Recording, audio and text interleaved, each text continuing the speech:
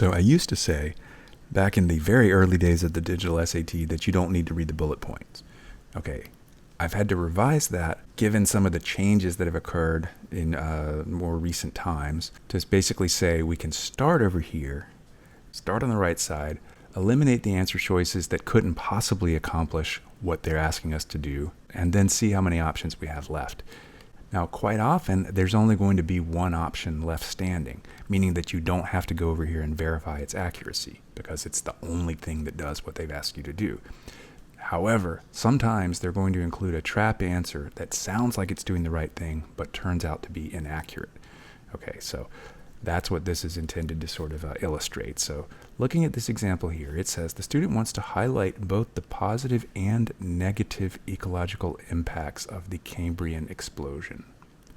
Okay, positive and negative. And so that means that any answer choice that doesn't talk about both a positive and a negative can be eliminated. Let's just start with answer choice A. The Cambrian explosion, which occurred around 540 million years ago, was driven by environmental changes that caused a mass extinction of simpler organisms across all habitats. So that talks about a negative. There's nothing positive there, so we can go ahead and eliminate that one. B, during the Cambrian explosion, simpler organisms flourished despite the rise of predators, while environmental changes led to a decline in overall marine biodiversity. Well, here we do have a positive. If simple organisms flourished, if they flourished, that means they did well, along with a negative. Environmental changes led to a decline in overall marine biodiversity. What we don't want to do is just go ahead and pick B, because it could turn out to be incorrect. Rather than checking the bullet points, we're going to keep moving down the answer choices and see if we can eliminate the other two. So answer choice C, although the Cambrian explosion enabled the emergence of more complex animal life and diverse body plans, that's a positive, it also increased predation, leading to declines in some simpler organisms. So that's another one that gives us a positive and a negative. What about D? While the Cambrian explosion allowed new body plans to evolve, predation remained uncommon, and most simpler organisms continued to thrive as before. That only talks about positives. So we can eliminate A and D simply based on the wording within the answer choices, but to distinguish between B and C, we need to go to the bullet points. Okay, so answer choice B, simpler organisms flourished. And that is not correct, because it says some simpler organisms that had previously thrived were outcompeted or preyed upon into decline. And so that first part of answer choice B is not correct. It's not factually correct based on what's in the bullet points. So what about C? Although the Cambrian explosion enabled the emergence of more complex animal life and diverse body plans, it also increased predation, leading to declines in some simpler organisms. And so what you tend to find on these questions, where you have these answer choices that sound good but turn out to be factually incorrect, they tend to put them higher up in the answer choices, either A or B. That's what makes them effective traps. So you want to make sure to check all four of the options. And so a second example here, this one tells us that the student wants to explain how the zinc spray increased the yield of this species of wheat. Okay, so how? Anything that doesn't tell us how, we can eliminate. Answer choice A, researchers in Canada found that applying a foliar spray increased the yield of T. estivum. There's a big difference between that and how. How means we're explaining, that means we're just stating. And since we're not explaining, we can eliminate A. B, on the other hand, does sound good. Zinc increased the yield by raising the number of tillers per plant, which are essential for grain production.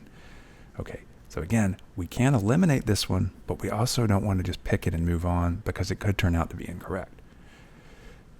Answer choice C, the foliar spray containing zinc increased the number of tillers per plant, which in turn enhanced photosynthesis and led to greater yields of T. estivum.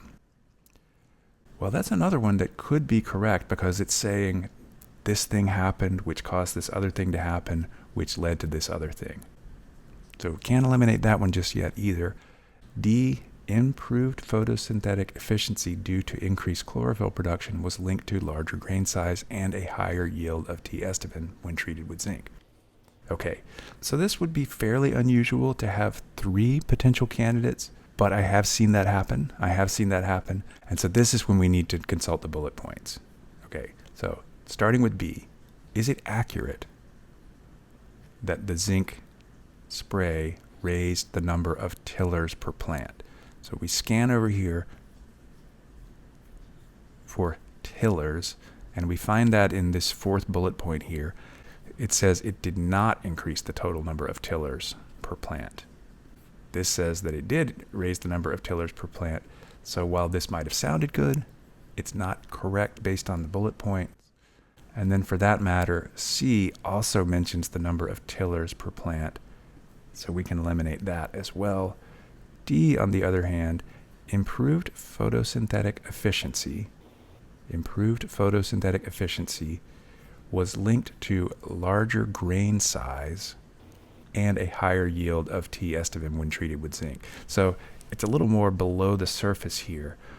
But again, that's what I've seen on the official test questions that sort of build this trap into the answer choices. You'll have that one in A or B that's sitting there saying, pick me, I sound good, but it turns out to be inaccurate.